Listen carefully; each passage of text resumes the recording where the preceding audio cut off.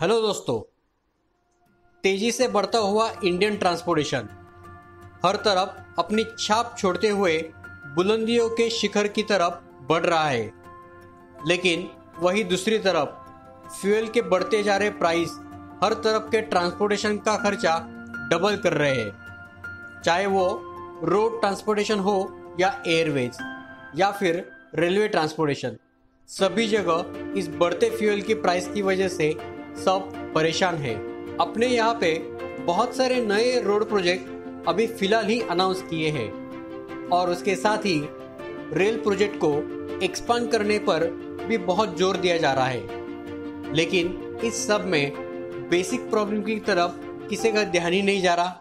भले ही आप रोड को कितना भी ब्रॉड बना दो या फिर डीजल रेलवे इंजन की जगह मॉडिफाइड इलेक्ट्रिक रेलवे इंजन या मेट्रो यूज कीजिए, लेकिन इन व्हीकल्स के इंजन को रन करने वाले फ्यूल की कॉस्टिंग जब तक हम कम नहीं कर पाएंगे तब तक इंडिया में हमें ट्रांसपोर्टेशन के ऊपर ज़्यादा पैसा वेस्ट करना ही पड़ेगा। फिलहाल अपने यहाँ पे इस रेलवे की जगह बुलेट ट्रेन लेने की तैयारी में है, लेकिन इस बुलेट ट्रेन को भी रन करने के लिए इलेक्ट्रिसिटी का यूज किया जाने वाला है। मतलब घूम फिर के हम फिर से उसी पॉइंट के ऊपर आ रहे हैं, क्योंकि चाहे वो बुलेट ट्रेन इलेक्ट्रिक पावर से भी चली तो इलेक्ट्रिसिटी जनरेशन के लिए हमें बहुत ही ज़्यादा खर्चा करना पड़ता है।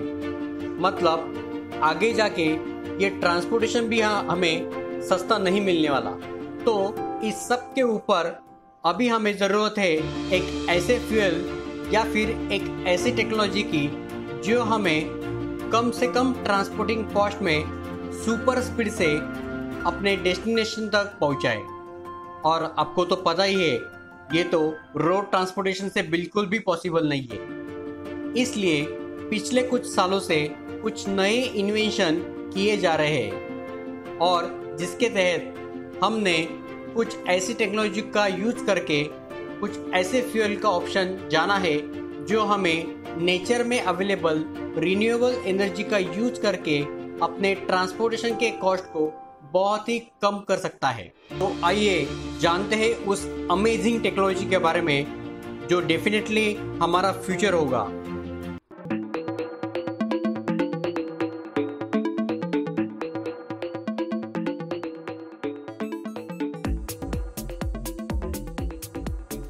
कैलिफोर्निया का फ्लाइट रेल कॉरपोरेशन और रिटेक कंपनी के 91वें साल के सीईओ मिस्टर शिलेंगर ने मिलकर एक हाई स्पीड रेलवे सिस्टम का इन्वेंशन किया है जिसका नाम है वेक्टर। इस वेक्टर ट्रेन के नीचे फिट की गई एक सील पावर ट्यूब के भीतर से हाई एयर प्रेशर का यूज करके इसे चलाया जाता है, जिसमें हर 50 मील की दूरी पर स्टेशनरी वैक्यूम पावर सिस्टम द्वारा इस ट्रेन को पावर दी जाती है। यह पेटेंटेड सिस्टम 200 मील प्रति घंटे से अधिक की स्पीड पर ऑपरेट कर सकते हैं और उसके साथ ही 10% तक की खड़ी चढ़ाई यह ट्रेन आराम से कर सकते हैं, जो कि रेगुलर ट्रेन की तुलना में 3 गुना अधिक है।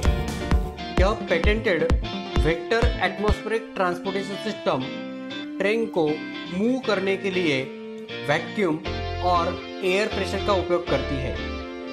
स्टेशनरी पावर सिस्टम गाइड वे पर रेल के नीचे बैठाए गए एक ट्यूब में वैक्यूम क्रिएट करती है। इस पावर ट्यूब के अंदर एक फ्री पिस्टन है जो रेल के साथ चलता है। वेक्टर को पावर ट्यूब की दीवार के माध्यम से मैग्नेटिकली इस फ्री पिस्टन को मूव किया जाता है। स्टेशनरी पावर सिस्टम ट्यूब से हवा खींचती है। यह फ्री पिस्टन के सामने एक वैक्यूम बनाता है और पिस्टन के पीछे 15 psi तक का कंप्रेस एयर का प्रेशर रहता है और इस डिफरेंशियल प्रेशर की वजह से वेक्टर मूव होती है।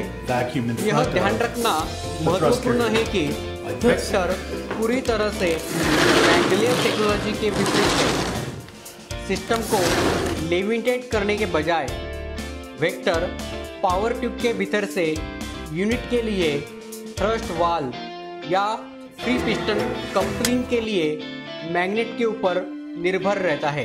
वेक्टर लाइट वेट है क्योंकि इसमें ईंधन ही नहीं होता है। स्टेशनरी पावर सिस्टम प्रोपल्शन के लिए सिस्टम से जुड़ी ट्रैक्शन मोटर, लोकोमोटिव या अन्य प्राइम मूविंग इक्विपमेंट की इसमें आवश्यकता नहीं होती है।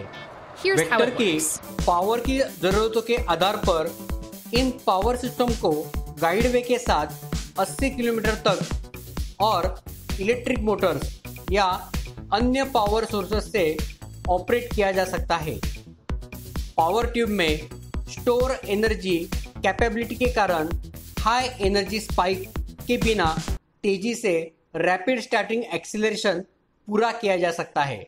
इस प्रोटोटाइप में वेक्टर को गाइडवे के साथ मूव करने के लिए 2 स्टेशनरी पावर सिस्टम इंस्टॉल किए जाते हैं। फिलहाल pilot model 50 kilometre per hour से 290 किलोमीटर आवर के स्पीड से ऑपरेट होता है।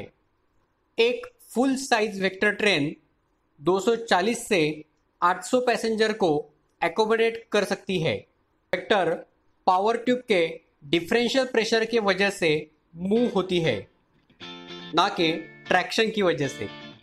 इस वेक्टर की overall braking system conventional train की ब्रेकिंग सिस्टम से अलग है। इसके टेस्टिंग से पता चला है कि इस यूनिट को स्टॉप और रिवर्स में लाने के लिए एटमॉस्फेरिक ब्रेकिंग सिस्टम का यूज किया जाता है। वेक्टर में कन्वेंशनल ब्रेक्स है, लेकिन यह ट्रेन को धीमा करने के लिए पावर ट्यूब में मौजूद डिफरेंशियल एटमॉस्फेरिक प्रेशर से वर्क होता है और एयर फेलियर जैसी इमरजेंसी कंडीशन में ये ब्रेक्स पावर से भी अप्लाई कर सकते हैं। Environmental benefits. Number 1, natural ecosystem. Vector system लोग, वाइल्ड लाइफ और प्रकृति की बाधा को कम करता है।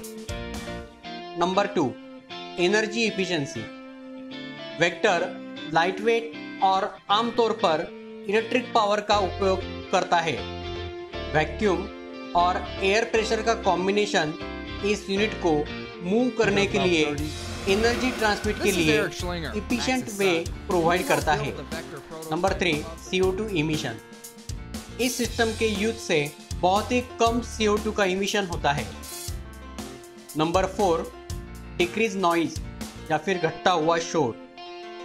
वेक्टर पर पेंटोग्राफ के उपयोग के बिना यह सिस्टम एरोडायनामिक और फ्रिक्शनल नॉइज को समाप्त कर देता है। ये प्रोटोटाइप मॉडल ऐसे तरीके से डिज़ाइन किया गया है कि ये 22 डिग्री तक के कर्व टर्निंग को स्लो स्पीड में आराम से पार कर सकता है। यह बाकी ऑप्शंस की तुलना में कम खर्चीला और पैसेंजर्स के लिए काफ़ी ज़्यादा सुरक्षित है। वेक्टर टेक्नोलॉजी आज तक की किसी भी ट्रांसपोर्टेशन सिस्टम की तुलना में एक ग्रीन टेक्नोलॉजी है। यह पृथ्वी पर हो रहे नॉइज और एयर पॉल्यूशन को कम कर सकता है। आई होप आज का ये मेरा वीडियो आप सब ने एंजॉय किया होगा। तो जल्द ही मिलते हैं मेरे नए वीडियो में। तब तक मेरे वीडियोज़ को लाइक, शेयर और चैनल को सब्सक्राइब ज़रूर कीजिए, जिससे कि आपके साथ आपके फ्रेंड्स भी जान पाए 1000 facts around the world. Thanks a lot.